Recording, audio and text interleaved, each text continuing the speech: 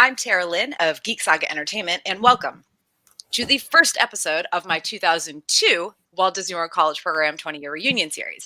This episode will focus on our pre-college program experiences, checking in for our college program, and our first week or two there. I'm joined by my friend Jonathan, who started his Fall Advantage 2002 college program at about the same time as I arrived for my summer one that year. So Jonathan, why don't you introduce yourself real quick? If you have public social media, tell us where to find you. If not, no big deal.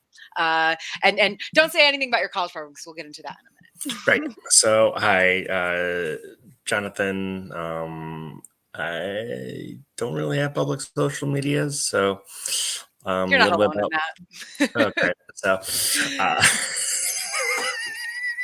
All right. Well, let's get it. okay. Yeah. I mean, honestly, we're kind of at that age where it's always a toss up. Like, obviously, a lot of my friends from conventions and stuff have it for Mhm. cosplay or their podcast or whatever. But outside of that, most people are like, nah, don't find me. Yep, So, pretty okay. much. Well, as I already mentioned, I'm Tara. You can find me on Facebook, Instagram, TikTok, and Twitter at A Geek Saga and on the web at geeksaga.com. So let's get into it. First, I want to talk about where we were in our lives when we found out about the Walt Disney World College Program, which is a little bit different for me. So I'm actually going to kick, and also because I already discussed a lot of this in my 2001 reunion series, which you can find on my YouTube channel and also on my website and I believe Spotify as a podcast. So I'm going to kick my thing off rather than telling people how I found out about the college program because I've already done that quite a bit. I'm just going to read something that I wrote after returning from my 2001 college program because it shows the mindset that I was in. And it also really shows why I decided to apply for another college program, even if it was just a summer alumni program. So, what I wrote was, when I think back on the college program now, I barely remember details from my many days of work or from the dozens of parties I went to. Instead, I always come back to certain moments, all of those remarkable human encounters that I got to witness and take part in, encounters that taught me more about people and what they are made of than the previous 18 and a half years of my life. I'm glad I understood that it was personally very important for me to stick with the college program despite all that I endured, because otherwise I might not have finished it, and I'm exceedingly proud of myself that I did. Having said all of this, I know that there is some attraction that the college program held and still holds for me that I can't quite explain, not even to myself. It's a sort of irrational pull that I think many of my fellow alumni also feel for a while, and it prompts us to do something that normal people would consider crazy, wanting to do the college program again. So I'll get into, my story of how I ended up back on the college program in a minute. But first, since this is your first time on this series, I want you to share your experiences with or thoughts you might have had when you found out about the college program, when you were searching for information about it, like your application process, like anything you can think of. And then All the things. yeah, and then based on what you say, I'm sure I'll have some additional like leading questions to Sure. ask you. So yeah. So what about So, you? so it's funny you mentioned that it's about the people thing. That was the best part about the program. During it, after it, etc. You can spend all the time you want in an amusement park, but it's the people that make the difference. So, that was easily the best part is all the people I met and met afterwards too, obviously. Um, and yeah, that made the world a difference, rather than anything else. But how I found out about the program. So back on our family's trip, November 1999. So way back in the days, we were at Downtown Disney back when it was called Downtown Disney, and we were waiting for our boat back to Port Orleans French Quarter, Riverside, which was I think still called Dixie Landings at the time. Yikes. And so yeah, one of the cast members at the boats, he had a name tag that instead of his hometown, it was his college. And that's different. Let me ask him. And so I asked him, he goes, yeah, well, I'm part of this Disney college program thing. And oh wow, that sounds really cool. Yeah, we all have, our housing, and we all hang out together, and it's, a lot of fun. You do a semester of it. Oh, cool. Well, here comes the boat. So deuces. And it just sparked that little spark in your brain. And it was when we got home, I immediately started, Yahoo searching and web crawler searching it, and just basically trying to find out as much information about it as possible, which was very limited at the time because it's 1999, so the internet isn't as big of a thing as it is today. And Disney didn't have their act together on their official website, so all you could find out was through unofficial sites, which actually made it more appealing to me because they told the real story. They, said, yeah, it's a huge party. You get to hang out with a bunch of people. There's, a ton of, very sociable people, and it's the best freaking time. It's like, that's right up my alley. That sounds great. So then I went into RIT, and it didn't. Wait, is this part of the question? I forgot. Don't worry. I got you. If you don't answer something, I will ask it later. I know what I'm doing here. I've been doing this for a long time. I know. You're good. You're good. If you don't Okay. answer something I want to ask, trust me, I got you. Okay. All right, cool. I just don't know where I'm supposed to stop and unstop and all that. If I want you to stop, I can also do that. Be like, no. Okay. Forever stop. You would legitimately mean me. Yes. So it always kind of like stuck in the back of my head of, that'd be just the coolest thing. But then I went to RIT, and that's a very rigid kind of like 5-year structure at that school, because of the co-ops and because of all the other stuff that goes on there, that didn't really think it was in the cards for me. But I'd still look from time to time. And then I would say unexpectedly, I got a lot of time during spring break. It wasn't really planned to be that way, but that's the way life hands you cards. And sometimes they hand you those cards for the right reasons. So kind of bummed about, plans falling through. I went on, what would have been better than this is Disney. So I went on and found the official Disney College Program website and found out that they were going to be doing a presentation at MCC, which was the community college right down the road. I think like 2 days from when I looked on the website. It's like, holy crap. Okay, this has to be some sort of thing. I want to go. So went, saw the presentation, had a great time. Dad gave me the okay, filled out the application that day, had the interview. I think it was like either that day or the next day with the traveling person that went with the recruiter, who was, I think he said he was at one of the All-Star sports, like one of the custodial managers or hospitality managers at All-Stars. But did the interview, rocked it. And thought, hey, if this works, this is great. If not, it's, extremely limited to get in. And then a week or two later, I got my Disney letter. And, by myself in the middle of the afternoon. And I knew I had to commit. So what, this isn't even in the list of questions I usually ask, but just out of curiosity, because I don't remember, what year were you in college when you applied? I applied in 2002. So spring, March 2002. So were you sophomore or freshman? I was a freshman. Okay. Yeah. I mean, I was a freshman too, and I applied. I was just trying, I was like, I don't remember how old you are. So we don't need to talk about that. We're already aging ourselves. I'm obviously well aged at this point. It's so funny because, you're talking about how little information there was in 1999, and a lot of the websites that I found because I didn't know about the college program till like partway through my first semester of college. So that was like fall of 2000. So about a year later or something.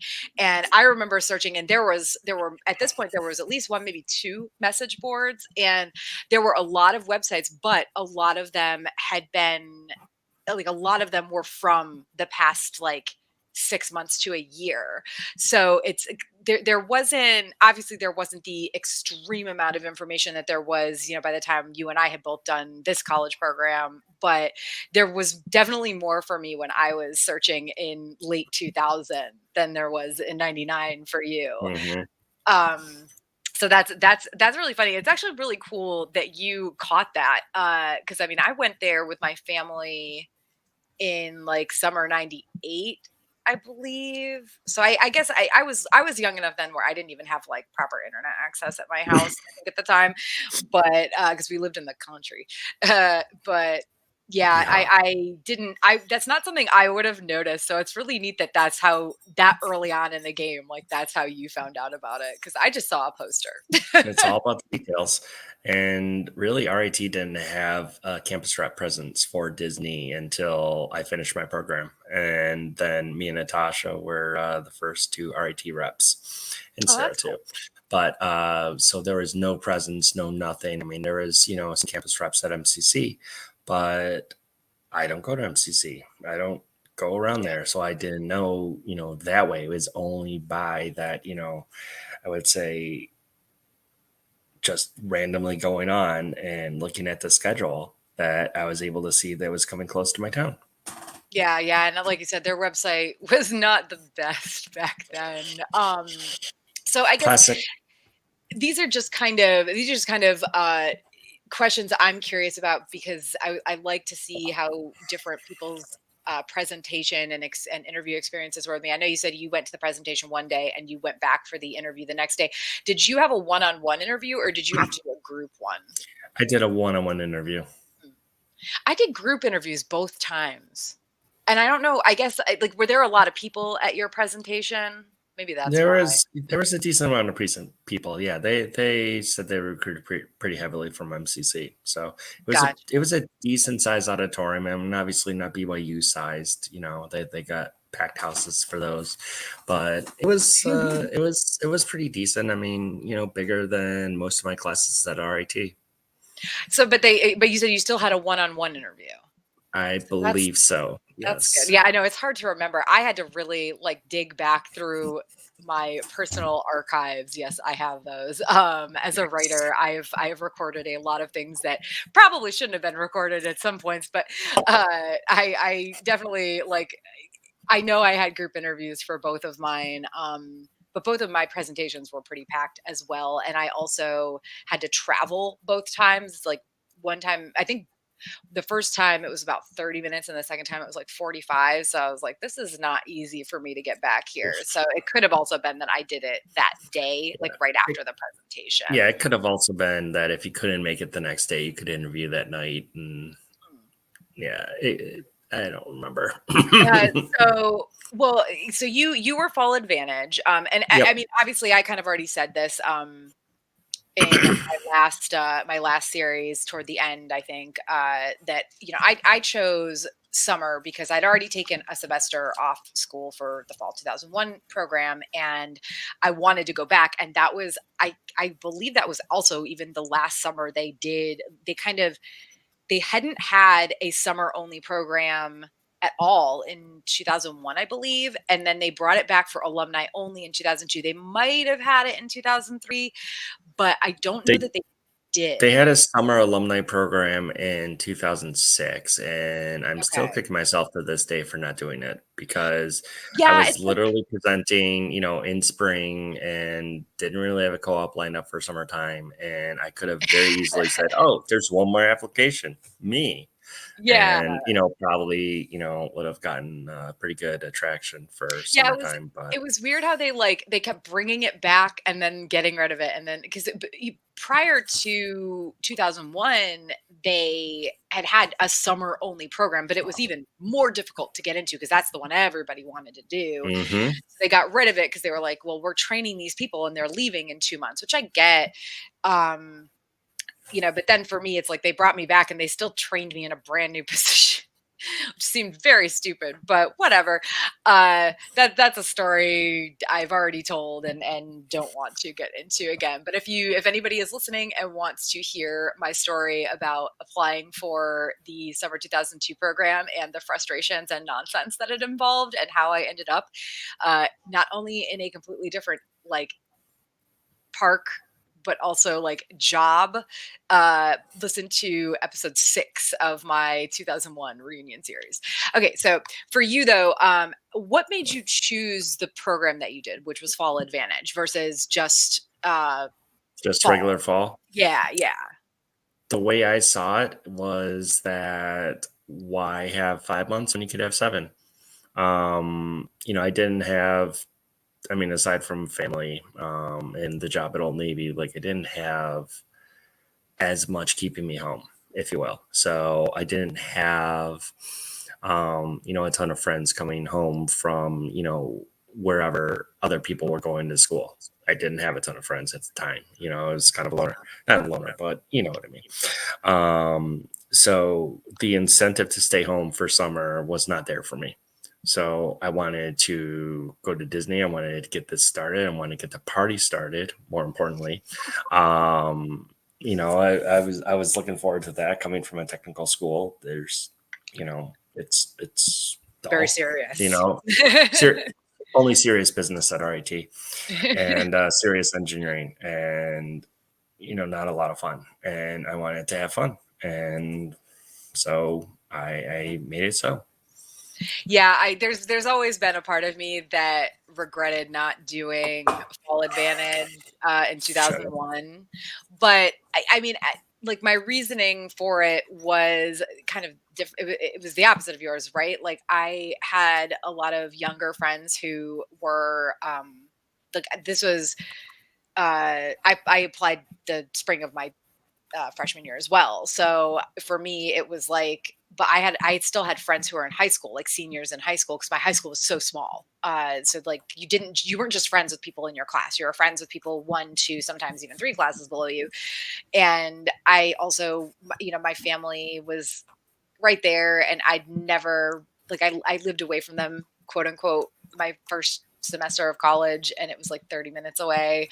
And even my friends who had graduated high school, most of them hadn't left. Actually, I think almost none of them had, maybe none of them at all. So weirdly Oops. enough, yeah, but so yeah, there was a lot that was like keeping me there. I won't say it was necessarily the best reasoning for not doing Fall Advantage, but I also, as much as there's parts of me that wish I had done Fall Advantage my first time around, I also wouldn't have met, like I wouldn't have had the roommate that I did and whatnot. So I also know that there's kind of like there's things that would have been different. So I now looking back, it's like, okay, I wouldn't have actually changed it, but at the time, oh God, I wish I had. I wish I hadn't Right. been so attached to my family or my friends in Podunk, Connecticut. Um, so how long did it take for you to get your offer letter after you interviewed? And then after you got your offer letter, how soon did you accept the offer? Because I know you said Like you talked to your dad, but was it I like, legitimately have my offer letter downstairs. But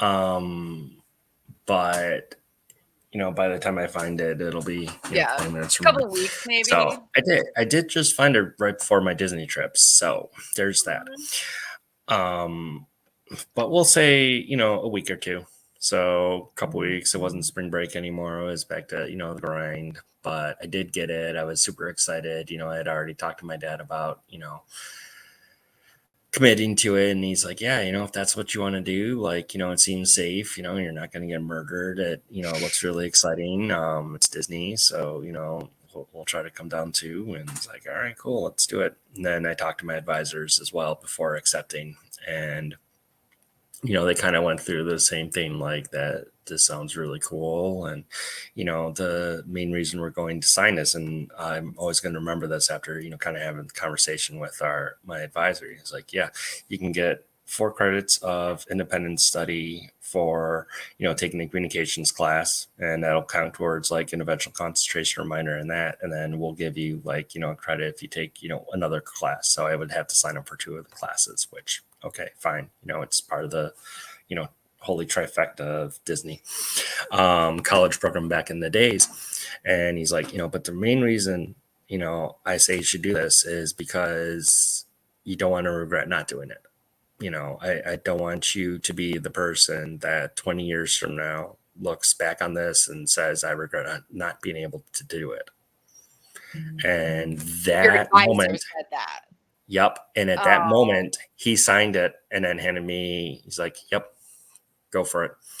that's And so nice. he honestly, I had some pretty great advisors in my early years at the RIT. So there were some really good people. There were some really not so good people, but anyone will tell you that about any college, not just RIT. Mhm. Um, But yeah, he was one of the good ones. But he's like, yeah, you got to do this. Like, you don't want to live your life in regret. You know, may kind of screw up your schedule a little bit, and you have to work around that. And I did. You know, delayed my graduation by a quarter. Um, but I don't regret it at all. Like, Yeah. I mean, that's really nice. For my part, like parents wise, and I talked about this before in my last series, but you know, my first one, my mom went with me to the presentation because she was like, I want to see what this is about, right? my dad too.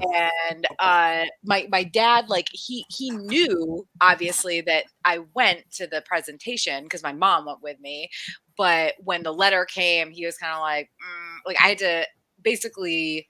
He was like, are you sure? I don't think you should do this. And he was very not totally anti it, like not telling me I can't, but definitely like not into it. And my advisor at college was like, well, this is going to mess up everything for you. I mean, but I also already knew that I was not going back to that school full time. Like probably, I was like, there's like very, very little. Ooh, excuse Sorry, me. No, it's okay. It's sorry, okay. it's not COVID. I swear. There was very little chance that I was going to go back to that school after I came back. I had already been kind of looking at transferring, even if I didn't do the college program for my sophomore year. So, you know, in the end, it was kind of whatever. And then when the 2002 one, I didn't even tell my parents I was going to the presentation. I was like, I don't really care, you know. Like I'm 19 now, and I'm an I'm a adult, grown ass lady. I can do what I want. And so Mhm. yeah, I went to the presentation. I told them after the fact, and I had already applied and been accepted to a different college, and I was transferring to one in Virginia, so way out of state, way away from Connecticut. So they're only at that point they were like, yeah, whatever, do what you want, you know. But their qualm about it was, oh, but you're going to be gone all summer, and then you're going to be home for like 2 weeks, and then have to turn around and go again. And I was like, I don't care, I don't want to be here. Like I don't want to be Yep. here.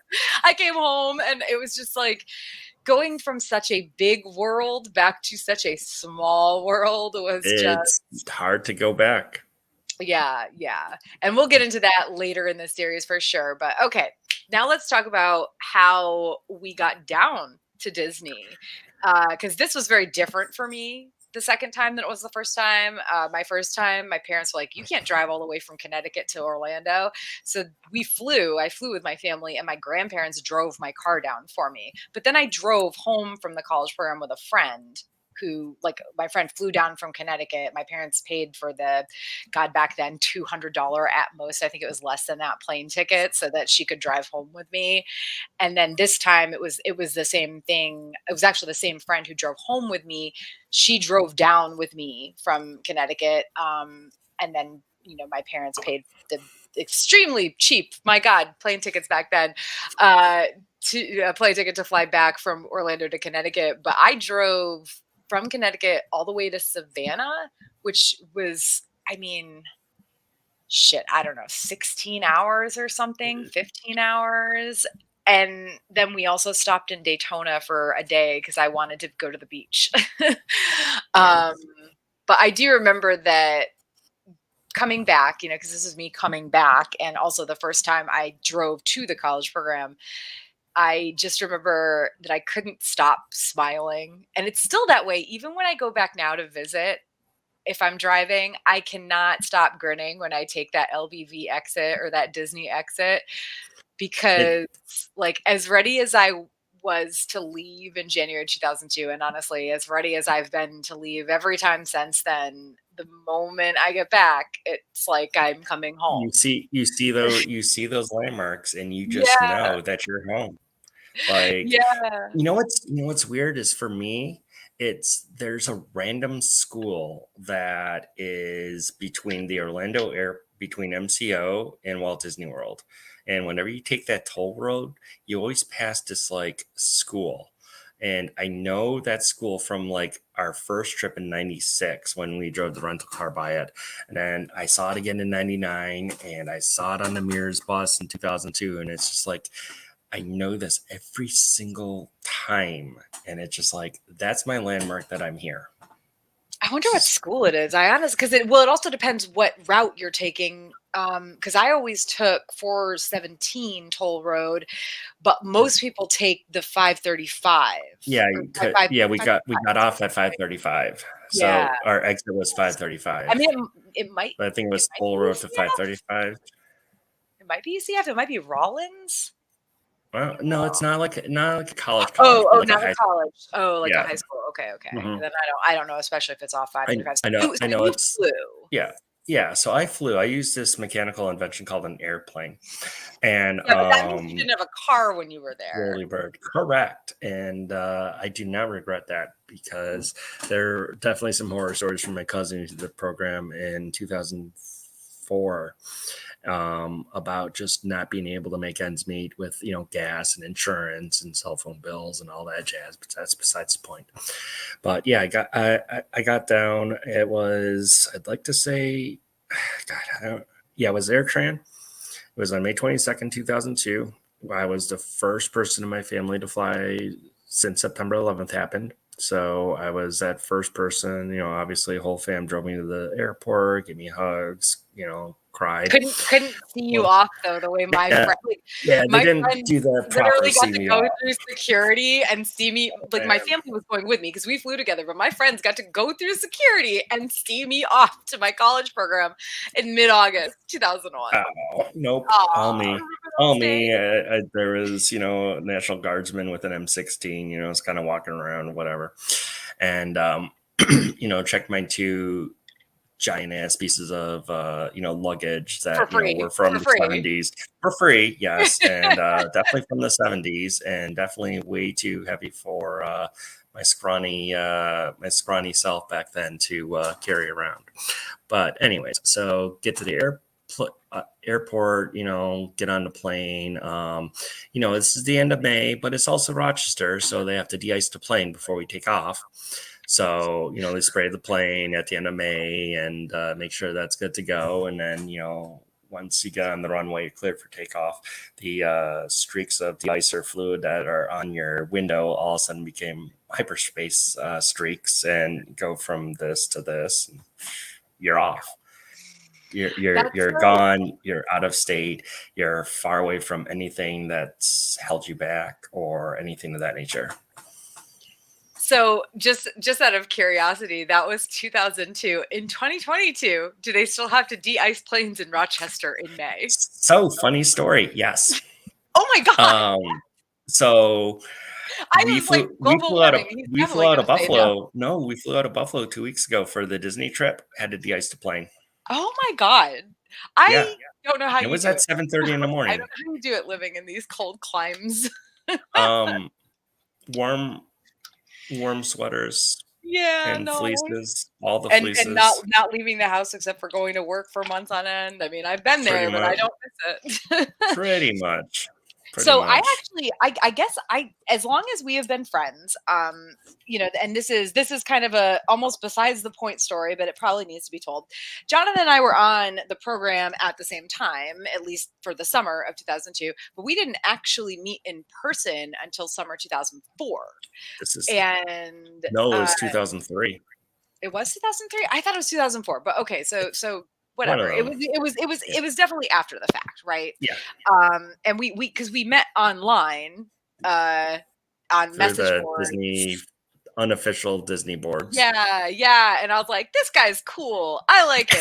He's nice. Like, so you came down for like a visit or something when I was back there working seasonally or Yeah. whatever. And I came down for a visit. I stayed with one of my lady friends from the program, and I think she was working that day, so she couldn't pick me up from the airport. So I'm like, kind of in a situation I can either stay at the airport for hours on end, or someone want to help me out. I have campus drive so I can get into the parks, yada yada yada. You don't have to main gate me. And Tara was like, "Yo, this guy's cool," which okay. well, we've been talking But online for a yeah, long ass we time, and did, you were we did. clearly like a very, Trustworthy cool, like individual. trustworthy person, I right? still Like we're don't know both about cool. nerds. um, Extreme. but yeah, I mean, nowadays I don't know how often things like that happen. But yeah, I definitely went and picked you up from the airport. This Yep, stranger that I never in met your in blue person. truck, your electric Yeah, blue truck. that's stupid. Okay, so it was definitely 2004 then, because I did not have that in 2003. Okay. But yeah, that was, it must have been summer 2004, and yeah, so that's the funny story of, we were on the college program at the same time, but I also didn't realize after all these years, and maybe I did like earlier on, like when we were first talking online and stuff, that you must have checked in on what, May 22nd? May 22nd, Yeah, 2002. so I did as well. So we Oh, checked in snap. on the same damn day and still Wow. didn't meet until online Yikes. after the fact, or in person like 2 years later. That's crazy. I almost guarantee that you've loaded me at Pirates before, I'm or I've sure. seen you on Well, Pirates because I still went on the damn thing all the time.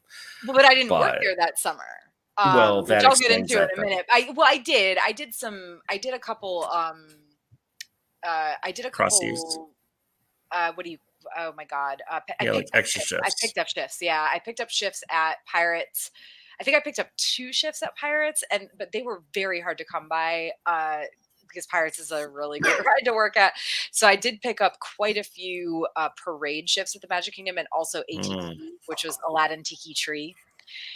So I worked Aladdin a couple times, but I worked the entrance to Tiki a lot, because you don't, or not Tiki, I'm sorry, the Swiss Family Robinson Treehouse. You don't the treehouse. need for that. Yeah. Really.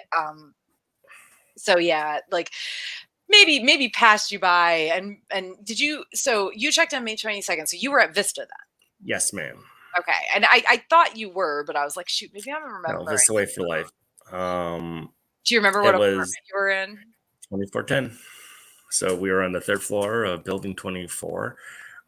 You could see the clubhouse from our window. You also did not have any neighbors above you, which was really nice. Oh You yeah, know, so the, yeah, 2410 would have been a ki- 2 bedroom. yep, kind of on the eastern part, or I'm Mhm. sorry, western part of Vista, like northwestern part of Vista. But still stupid close to the clubhouse. Sometimes they had to run to get to the bus, but that's because he slept in. Um, I met, I would say, two of my roommates on the bus ride there. So, I met my roommate on the bus. Like, it's basically you get off the bus, or you get off the plane, with your dreams in a cardigan, and you go down to the mirrors desk. And I'm pretty sure I made a reservation ahead of time. I don't exactly recall whether or not you paid ahead of time for the mirrors bus or you paid there. I don't know. But you go to the mirrors bus, you're like, yep, going to Vista Way. Like, all right, just join the line of, losers over there. So you just get on this bus and a bunch of people are on there. So I try to sit next to people and start to make conversations because, hey, this is, kind of what you're here for, is to make friends. So I start talking with them, and, we wait a bit more for some more people. And, one of the guys was pretty cool. I'm like, all right, you should be my roommate. All right, cool, let's do it. So we get off the bus, we take a picture of like all 6 or, 7 of us that rode the mirrors bus. Because we're really cool people like that. Yeah, it Of was me, course. Mike, and Gus. Yeah. Yeah. So he was on the bus too. Um, but yeah, and then one of the other girls that was on the bus with us, she ended up being like, our basically our 7th roommate, like our sister roommate, because she had a huge crush on Mike, but that's besides the point. Anyways, so yeah, then we just, you wait in line for a while, you find out how your destiny is going to be gone, whether, what room you get in, your keys, you sign all the forms, you do all the, whatever's. And then, you take all your stuff to your apartment. And then I realized really quick that I can't get my bags up because, hey, it's 3 stories up. And as And I there's said, no I'm a wimp. elevators. Well, I was a wimp and, couldn't, lift a freaking 50-pound, suitcase back then because, technical school. Hey. And so we eventually got that up. And then, just throughout the day, more roommates came in, and, we finally got all filled. And then we went to the introductory meeting that was at the clubhouse. And we're like, hey, what's going on? Okay, everyone sign up for your bank account. Everyone sign up for a direct deposit. Mhm. Um, we better not see you with any alcohol if you're in a Little bit of wellness little bit of a room. scam there also. The It's, well, the whatever. the It the was a bank great the credit. banking stuff, like, I mean, it It wasn't was a because cheap credit card. It made you feel part of the magic. yeah, yeah, it was like, they didn't if you were on the college program, you didn't get fees, right? So, like, Hmm. you didn't get fees taken out, which was nice, but it's still, like, definitely a little bit of a scam because 'cause they're like, "This makes it easy. Put your money in this bank." Yeah, Yeah, it was. okay. I mean, no fee ATMs close, in case they needed to deposit money when, like, aunts or relatives or whatever, gave you extra checks, like, oh, here's some, couple hundred, $100 or something like that. Like, it's like to be a poor college student. Here you go. And I was like, wow, thanks. So, you could just drive to Vista, Federal Credit Union, which is what was called back then, and, deposit that money. And, that was half your day. Um, and yeah, good times. But it was that. And then one of our roommates had a car, and only one of our roommates. No, the other one had a car too. I forget. Yeah, he did. I don't know. Whatever. Anyways, so we went to the Walmart. We bought all the things. We spent way too much money. About maybe 25% of the food that we bought on that first day was actually eaten. Because you always you go shopping and you're like, yeah, I totally want this, and then it never Yeah, ever you don't have time to happens. cook stuff and Taco meat. Yeah, we're totally gonna make tacos together as apartment of six, and then that never happens. Um, and we get back, and do we cook with any of that food? Hell no. We go to Bennigan's right outside. So I was pretty excited. I've never been to a Bennigan's before. I got like this steak and ribs combo special. Why do I remember this after 20 years? I don't know, but it was delicious. I remember that. And I remember that's how I knew I liked my steak cooked medium, because I didn't know how to order steaks. Because again, 19-year-old, technical I mean, to school, be honest, you're not probably popular. safe with a medium steak at Yeah. Bennigan's anyway. Yeah, it was for the best.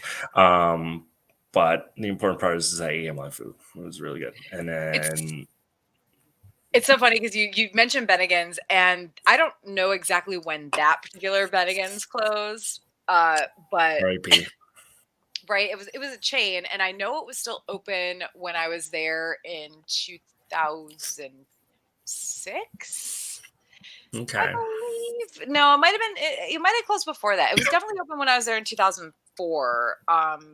But yeah, Bennigan's is like basically one of those like left for dead chains where there is still I believe one in existence in like No, that's Chi-Chi's. Illinois No, something. that's Chi-Chi's. The only Chi-Chi's known in existence is like in Abu Dhabi.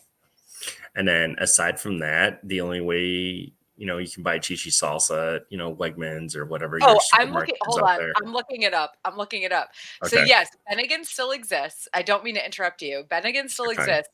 There is one in Melbourne, Florida. Ooh. There is one I in travel to Melbourne all the Texas. time. Yeah, one in Texas, one in Melbourne, Florida, one in Michigan, one in Ohio, one in North Dakota. No, two in Texas, one in North Dakota, several in Iowa, and one in Illinois. So there's literally like there's a oh gosh 11 Bennigans left in existence, but it was a big Wow. chain for a It was while, a big and deal. yeah, I and I love remember it closing and being like, oh, but that was like the site of so many good it memories, was including on the fun. college program. So many dinners there, and the I may the or may chicken not. tenders were the bomb. The They chicken had some tenders are A decent plus. food, and I may Yeah, or may not have known one of the bartenders who may or may not nice. have fed me drinks, even though I was only 19 years old. So there's that. Yeah. Uh, so you were in building 24. I was in building 12. I'm 99% sure I was in 1207. Uh, no, I know I was in 1207, which I'd had a two-bedroom apartment my first college program. So I chose a three-bedroom because I was like, more people, I'll meet more people.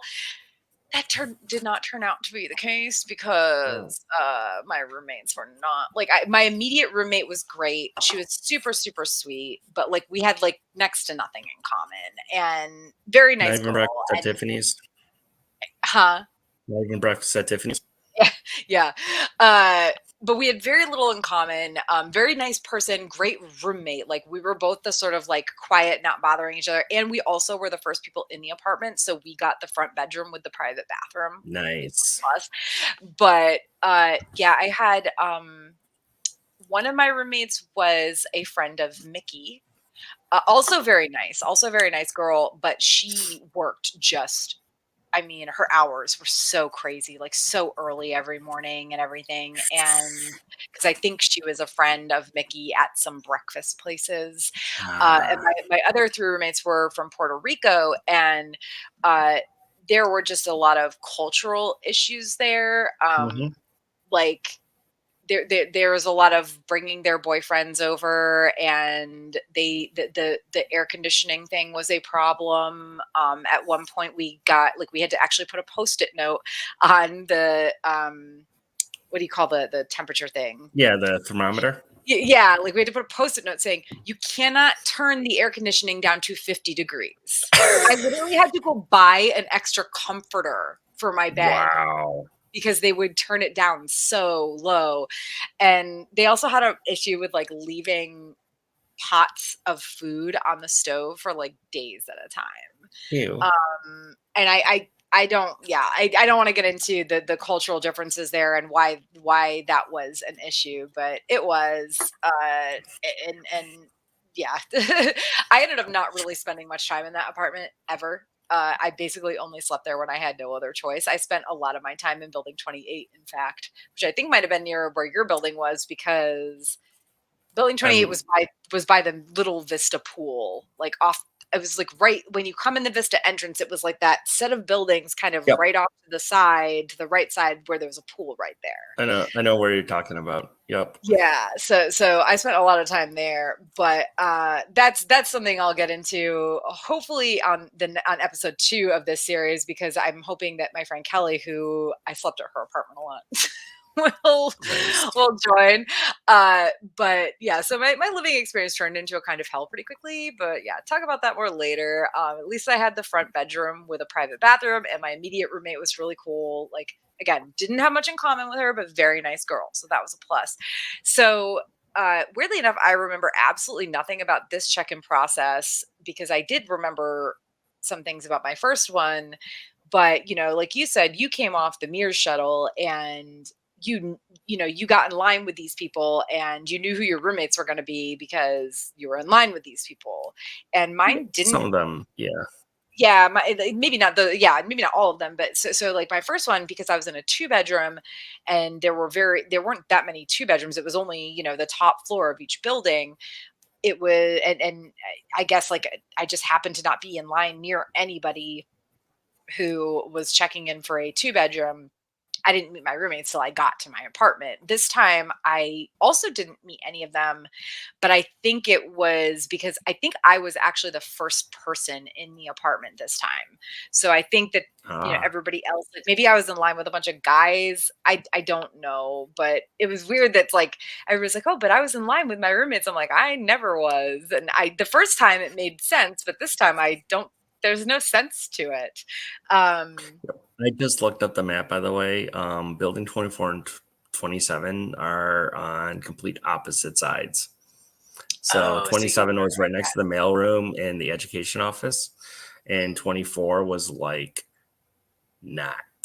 It was like shoved in the corner right next to buildings 39 and 40.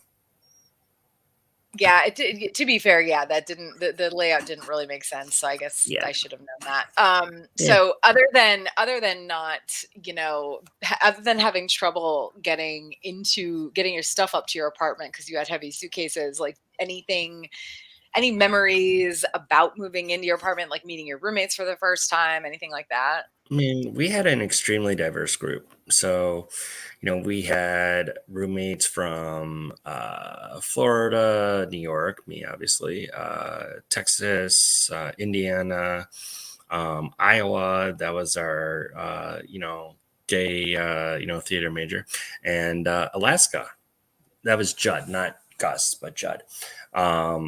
And yeah, so extremely diverse from all across America. And, I got along with all of them except for the one from Florida because he kept trying to hit on any girls I would bring over to hang out with. And he was also 300 pounds. So there was that. But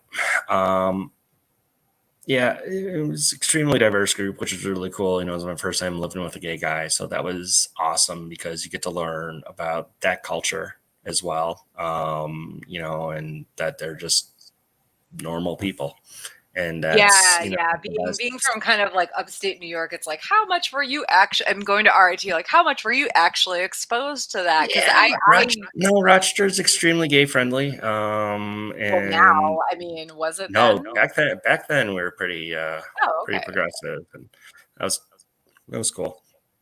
But you know, roommates were good. Our roommates across the hall, a bunch of girls were really good. My friend Linda, whom you've met before, or I think you have, I don't remember, but met her, because she was next door. So we got along well with the girls across the hall. I think that first night we went to downtown Disney with the people from the bus because they were the only people we knew, and just kind of walked around, and it felt very like whenever you watch that, any episodes of like, early 2000s Real World, right? The first Mhm. episode is they all move in, they all introduce themselves, then they all walk around, and, it looks really filmed, but like, oh yeah, we're all getting to know each other while hanging out at, whatever walking spot for shopping there is. And that's what it felt like. And that's not necessarily a bad thing. It was really awesome.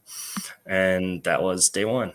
No one passed out, and next day was pretty much hang out until the meetings. And I think I went to Dixie Landings, aka Port Orleans Riverside, and sent my parents a postcard, and Oh. because that was pretty neat, and because I wanted to check out that resort because it'd been a while, been a whole 3 years. A whole 3 years. So, I guess, 3 years. you said, like, because you brought this up, and this was the thing that changed after my college program was that if you are under 21, Mhm. you are in a wellness apartment, right? Yep. So your apartment is either other people who are under 21 for the most Yep. part, or it is people uh, or it is people who, like, have who are over 21 and don't want to be in an apartment where there might be parties. Like, they don't necessarily not drink, but they don't want to be in a party apartment, which is fine, Correct. obviously. But for me, it was such a huge change because that wasn't the case in 2001. The case in 2001 was you just were like, I don't want to be in a wellness apartment, and then you didn't have to be in a wellness apartment no matter how old you were. Yep. So for me, it was like, oh God, now I can't have alcohol in my There, apartment at all. without getting into too many details, there are ways around that. Oh, for sure. Absolutely. And don't get me wrong, I absolutely had alcohol in my I'm not afraid to say this. I'm never going to work for Disney again. And also, who from Disney is going to actually watch this and be like, oh, I'm going to mark this person's name down. But On the yeah, naughty list. yeah, yeah. Oh, I've been on the naughty Naughty. list. Trust me, after my last webcast series about my 2001 program, I would definitely be on the naughty list if anybody watched that anyway. So I definitely had alcohol in my apartment, and we also had alcohol in other apartments I was visiting that were like wellness apartments. But Nice. it was such a difference for, like, checking in and just automatically being shoved into this, like, technically sorry you can't party, realm. And I'm like, the fuck, I ain't obeying these rules. Like, not after my 2001 program. This program Rules. was so different for me, party wise anyway. But okay, so all that said, work assignments. This time, my first college program, there was like some sort of mess up with paperwork, and I actually I started working several days later than everybody else that checked in the same day as me. This time around, I didn't really have that issue. So I basically got my job assignment right away, or at least the generic, like, you're working in Disney's Animal Kingdom quick service info. But Hmm. what about you? Like, did you kind of, when you check, what was your work assignment experience like?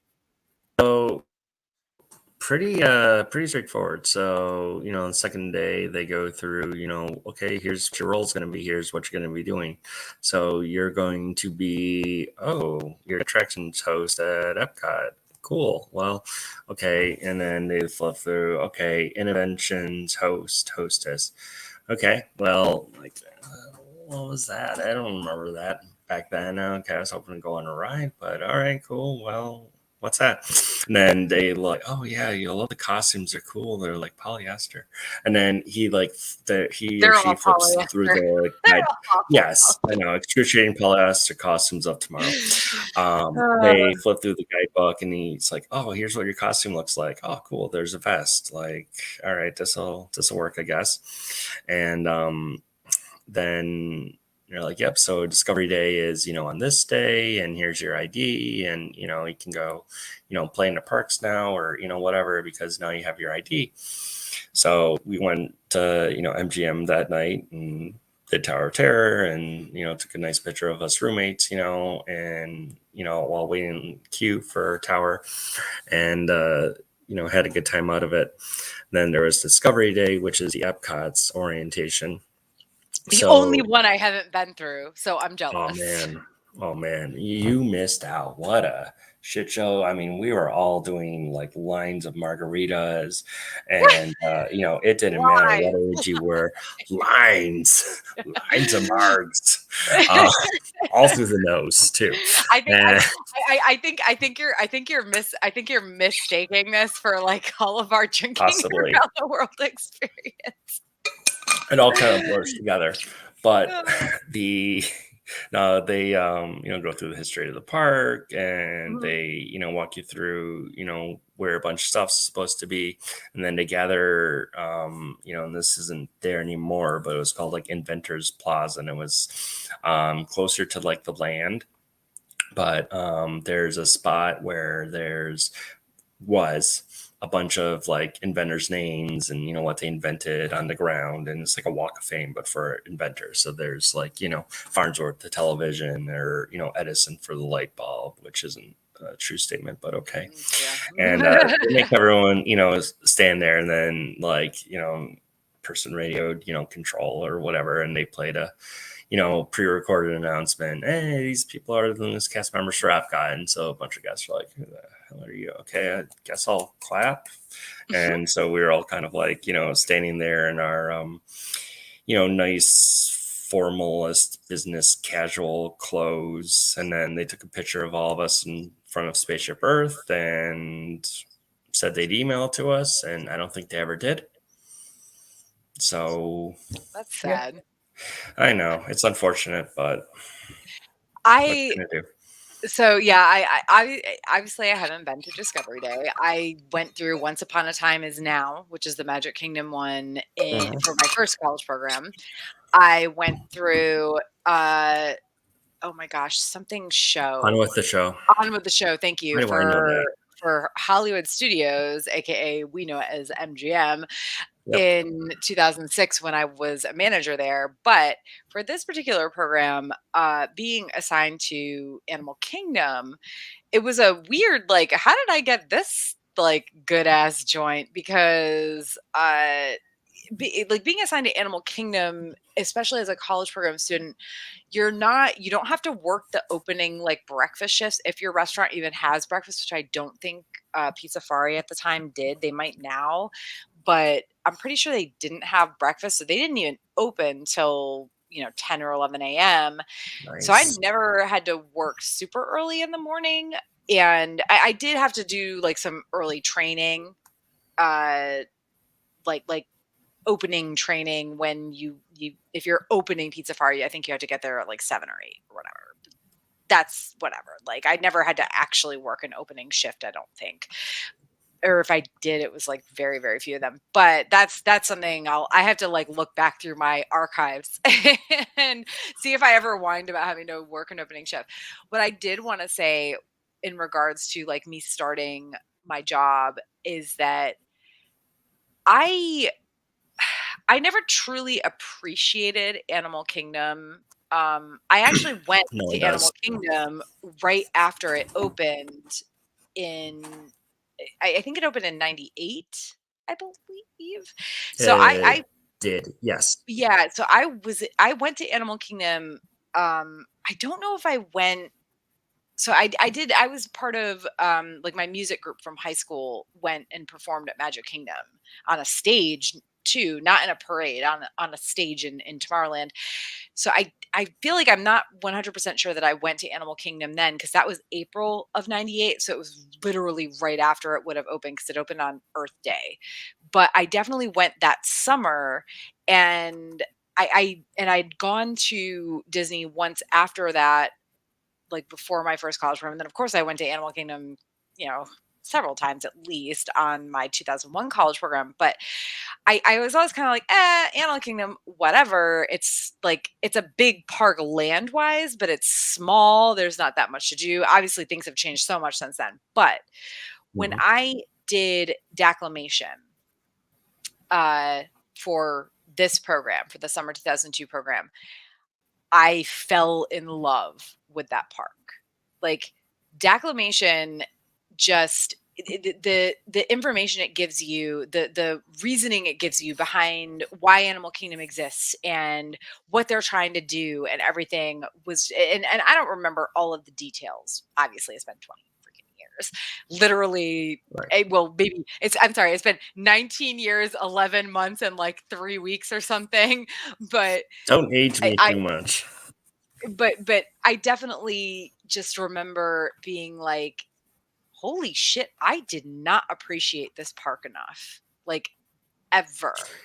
And You since know, then, yeah. what I learned to love about Animal Kingdom, not just through the mission and everything that I learned in declamation, but also working there, is there's like and I get it's different now, I think, because everything is so crowded all the time at Disney the way it wasn't even, 5 or 6, 7 years ago. But there were all these little, like, nooks and crannies where you can just go and, like, sit in a little, like, cave that's, like, kind of half it's, like, dug down into the ground. You can watch some fish swim around and stuff. I'm not talking about Yeah. the walk through places. I'm talking about just random little places. There was one right across from Pizza Fari where I worked, and I just declamation just really I wish that everybody who went to Animal Kingdom could go through declamation because I think that they would learn to appreciate everything that that park is and does way more if they experience that Yeah. training. I I wish I went to it more than what I did. I think I only went like 2 or 3 times. And, it's just there wasn't a ton of stuff to do, aside from Safari and Countdown to Oh yeah. Extinction and, Tough to Be a Bug there in Kali River Rapids, but that was it.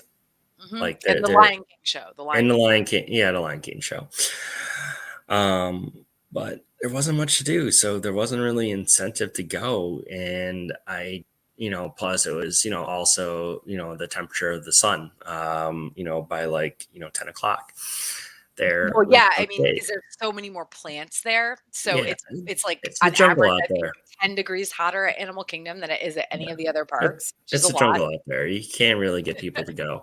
And I went one time on, I don't know if it was a date or not a date. I don't remember, but someone wanted to go to Animal Kingdom. She wanted to go with me. So we went. And then, I mean, it didn't go south. It's just we didn't have enough to talk about kind of Mm, deal. So we did the Animal what Kingdom bad thing, news, and she actually did know of a really good place in Asia for lunch. That was like Thai noodles, and it Mm. was A plus. That I would have never known had it not been for rain. So thanks, Rain.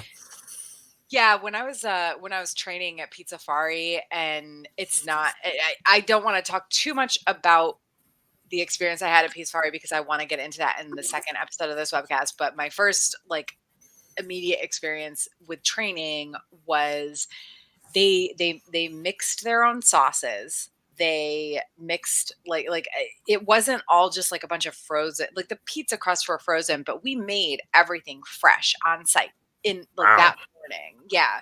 Whoa. And I mean, I say everything. I mean, the, there were sandwiches that don't even exist anymore, which to this day I know exactly how they're built, and I would make one in a hot second because they were so good. I don't remember what they called them, but it was like ham, turkey, provolone, pesto sauce, tomatoes on ciabatta bread, and like went through Give the me like that. fire ovens. Oh my god, they were so Holy, good.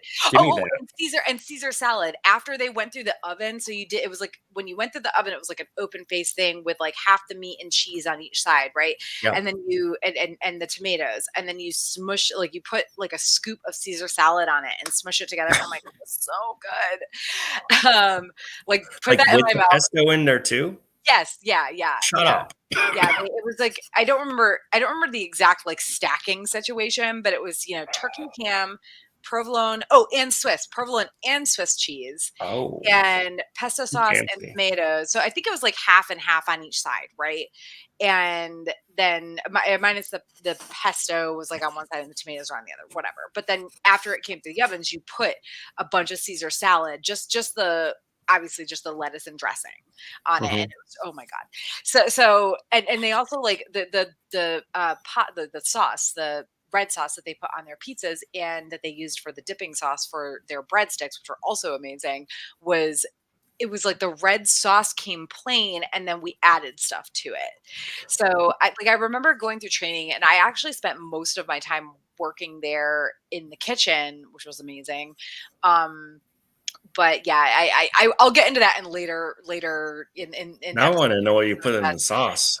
I don't remember, but they don't do that anymore. Like I've been back to Pizza Fari since, and it's like, oh, it's so lame now. Like everything is so whatever. Anyway, so I'll get into that in later iterations of this podcast. But Mhm. at that point, it was like going through that training. Not only did Declamation make me super proud to be working at Animal Kingdom, which is something I never expected. I'm still to this day sad that Epcot, my favorite park, is the only one I haven't gotten to go through like Discovery Day and everything. Cheers.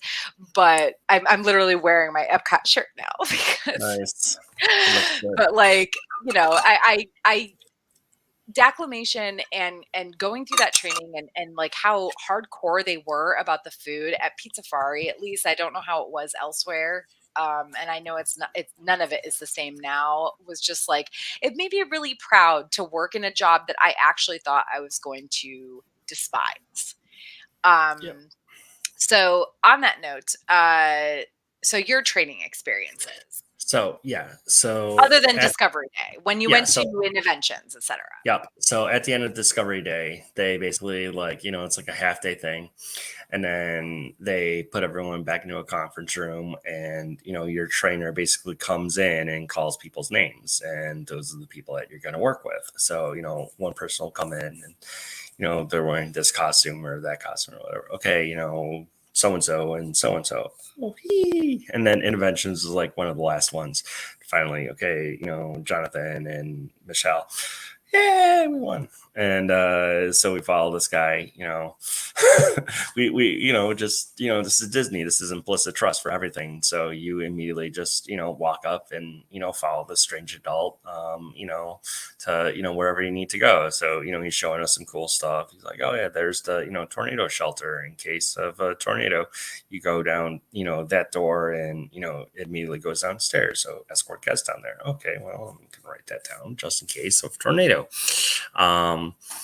And he basically kind of started doing some of the training like that very day. I think we went and got lunch, like all three of us, and then did the actual some of the training stuff that day. And then me and the other person that started at the same time, Michelle, we went upstairs into the offices because backstage at Interventions East was a bunch of offices. So Interventions East, rest in peace, it's now called Connections Cafe, where Electric Umbrella also used to stand, RIP Electric Umbrella.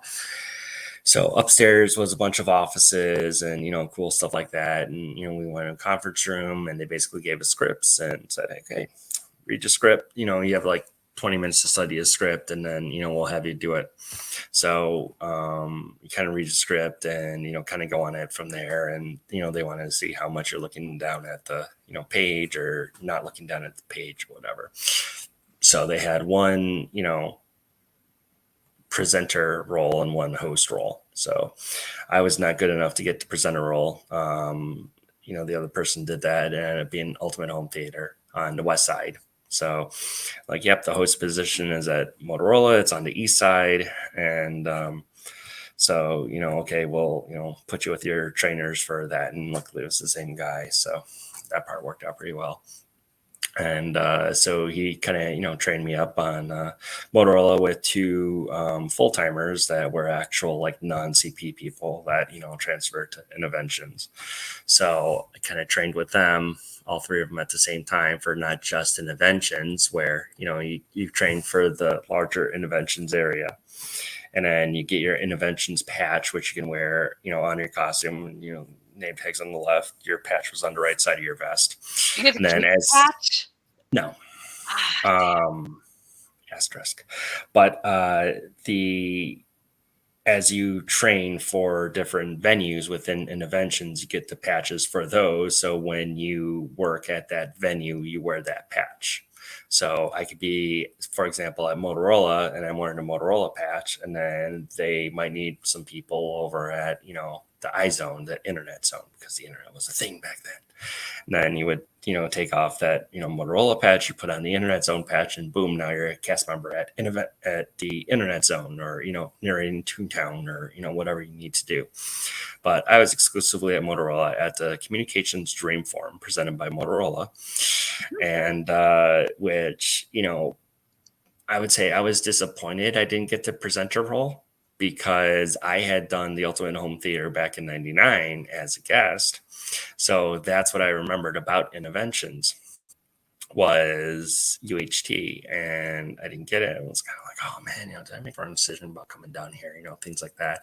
And actually working at Motorola ended up being more oriented towards my actual career as it was. So, amazing how fate kind of works out like that. And it ended up being like a great role because there's 4 positions. You didn't have to learn a script. You just had to make sure that no kids, walk near the A100 audio animatronic and, get smacked and, possibly have their heads popped off, small things like that. But, while you're waiting, try to, entice guests to go into the 4-minute vision of the future and, talk to them, get to know them, things like that. And then in the post show, you get to like, kind of, make sure the guests were having a good time with all the latest Motorola cell phones, including an i95CL, which was a color next cell phone, which was a revolution at the time. And it also had Java on it, so you could play Snood. So maybe we did that when we were in the theater, which was considered a safety position. So we had to be inside the theater, and maybe we would do that while, the show was going on. That's funny. Not in front of guests, of course, it was kind of like towards the back, but, but it was, back then that was the start of people being addicted to cell phones. Yeah. I mean, well, Interventions not existing anymore is such a weird thing for me because all the places I've worked still exist. They aren't the same, obviously, as they were in 2001, 2002, 2003, 4, 5, 6, but they do still exist. And so I guess that's not something I want to talk about this because I'm hoping will you be able to come back for future webcasts? Because that is something I would like to talk. Okay, good. Yeah, sure. Okay, good. Because I do want to save. Yeah, I do want to save some stuff for future webcasts. So I know. I didn't know if I was going too far out. No. It's fine to chat about this stuff. But yeah, I want to save definitely some more specifics about like how the rest of your college program went, your experience. And also like because I was only there for the summer, like Hmm. I'm hoping Kelly, one of my friends, will be able to join us next time and we'll be able to talk, more about kind of mid to late summer. And then on our last one, I'm just kind of gonna like fade out. But I would love to hear about y'all's like later experiences for fall and everything. So on that note, any last, thoughts about your first experiences with the college program, like applying, checking in, arriving, training, anything like that? For me, it was awesome. I had a great time with it. I didn't really have any problems. This is also early 2000s, so it was a lot of there was some thinking independently. There wasn't someone to hold your hand the whole time. I mean, they gave you a Mhm. checklist, but you're basically flying to Orlando with a piece of paper that said, okay, you filled out all your stuff online. Here's your printed confirmation. And I still have that folder that has all that paperwork, including the acceptance letter, just in case they didn't know that I was coming down. But just to go into a situation that blind, like 20 years later, you think, oh man, nobody does that anymore. But that amount of like risk that people would take back then of okay, I got a letter that means that I'm coming down. Like that was nuts. But good nuts. Mhm. Sometimes you need to do things on your own in order to know more about yourself. Yeah, no, I completely agree, and I think that you doing you being a year behind me, college wise and Mhm. also college program wise, it's definitely an interesting conversation because things were so different on the college program for sure, but also like you still have that like fresh, like I started a year after you perspective because things change so much. So we'll definitely get into that in episode 2, which isn't quite scheduled yet, but it will be, sometime late June, maybe early July. It depends on my time. I'm hoping late June-ish. So a month and a half-ish from now. Yeah. Uh, so on that note, thank you again, Jonathan, for joining me. Thank you Uh, for everything, Kara. and I can't wait till our next episode because we have so much more to get into. But follow me across the web at A Geek Saga for updates on when you can catch the next episode in this WDWCP 2002 20-year anniversary series, which will focus on us settling in for our college programs, getting into our jobs, touch on some of our favorite or least favorite experiences, and more. Have a great night. Bye. It always